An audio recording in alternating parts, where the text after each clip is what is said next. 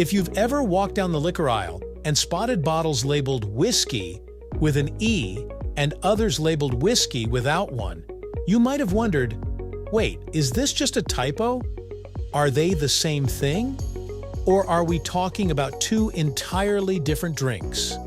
Well, believe it or not, that one tiny letter has a lot of history, tradition, and pride behind it. In today's video, we're diving into the world of whiskey, yes with an E, and whiskey without an E, to find out what really separates the two. So, grab your favorite glass, and let's unravel this spirited mystery, right here, on History of Simple Things.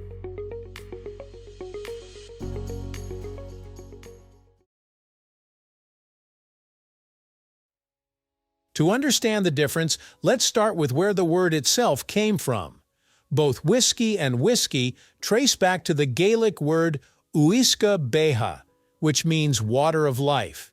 This phrase was used in both Scotland and Ireland, where distillation traditions go back centuries. When the term was first anglicized, it became usquebaugh, which later evolved into whiskey. Now, here's where things split. The Scots preferred to spell it whiskey without the E. The Irish, on the other hand, added an E, spelling it whiskey, to distinguish their product from the Scottish version.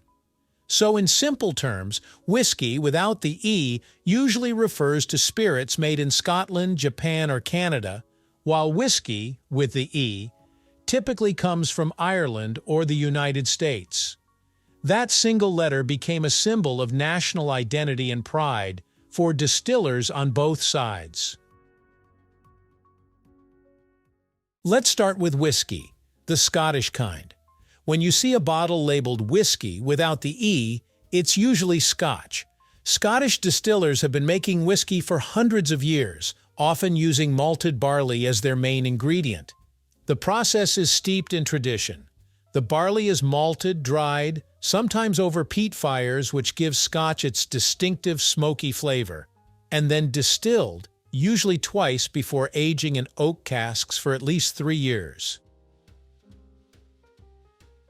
Scotch whiskies are typically categorized into a few main types: single malt, blended Scotch, and single grain. Each region in Scotland, like Islay, Speyside, and the Highlands, produces whiskies with unique flavor profiles, from smoky and peaty to light and floral. In general, Scotch whiskey tends to have a drier, smokier taste compared to its Irish and American cousins. It's often seen as bold, earthy, and complex, something to be sipped slowly, not rushed. Now, let's jump across the Irish Sea. The Irish whiskey, spelled with an E, has its own proud history. Ireland's distillers were some of the first in Europe to perfect the art of whiskey making. Irish whiskey is typically made from a mix of malted and unmalted barley, and one key difference is that it's usually triple distilled, not twice. This third distillation step results in a smoother, lighter, and cleaner spirit compared to the sometimes smoky Scotch.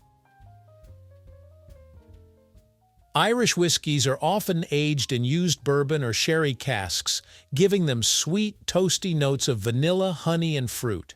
Popular brands like Jameson, Bushmills, and Tullamore Dew helped spread Irish whiskey's reputation for being approachable and easy to drink, something you can enjoy neat, on the rocks, or mixed into a cocktail without overpowering other flavors. If Scotch whiskey is rugged and brooding, Irish whiskey is friendly and inviting. Across the Atlantic, American distillers adopted the Irish spelling, whiskey with an E, and built their own identity around it. American whiskey includes famous varieties like bourbon, rye, and Tennessee whiskey. While the rules differ slightly between each type, the main ingredient is usually corn for bourbon and rye for, well, rye whiskey. Bourbon, for example, must be made from at least 51% corn and aged in new charred oak barrels, which gives it that deep caramel color and sweet vanilla flavor. Tennessee whiskey, like Jack Daniel's, follows similar rules but adds a charcoal filtering step known as the Lincoln County process, which makes it even smoother. American whiskeys tend to be sweeter and richer compared to their European counterparts, often with notes of toffee, spice, and oak. So, to recap, when you see whiskey spelled with an E, you're likely looking at a bottle from Ireland or the United States. Without the E, that's your Scotch, Japanese, or Canadian whiskey. Japan's relationship with whiskey, without the E, started in the early 20th century when Japanese distillers studied in Scotland and brought back their techniques. The Japanese took inspiration from Scotch whiskey's precision and craftsmanship, but added their own twist, incredible attention to detail, and a focus on balance and refinement. Brands like Suntory and Nikka have become world-famous for producing whiskeys that rival the best from Scotland. Japanese whiskey is often elegant, slightly floral, and meticulously crafted, representing the harmony and discipline that Japanese artisans are known for. So, when it comes down to it, the main difference between whiskey and whiskey is geographical and stylistic. The E doesn't make one better than the other. It simply tells a story about where your drink was born. Whiskey without the E is typically Scottish, Canadian, or Japanese, drier, smokier, and more earthy. Whiskey with the E is Irish or American, smoother, sweeter, and sometimes bolder. The next time you're shopping for a bottle or ordering a glass at a bar, take a closer look at the label. That little letter might just tell you a lot about what's inside and the centuries of history behind it.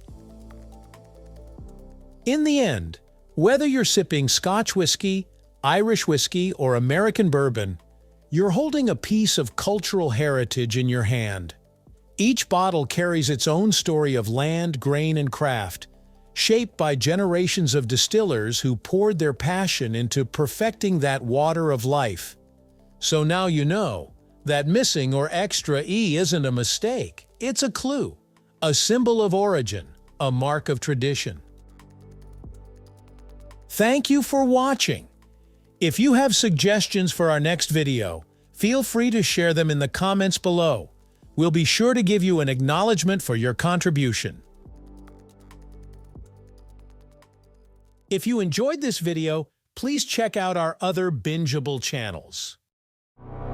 Thank you for joining us on this journey through the history of simple things. Don't forget to like, subscribe, and stay tuned for more stories woven through the smallest details.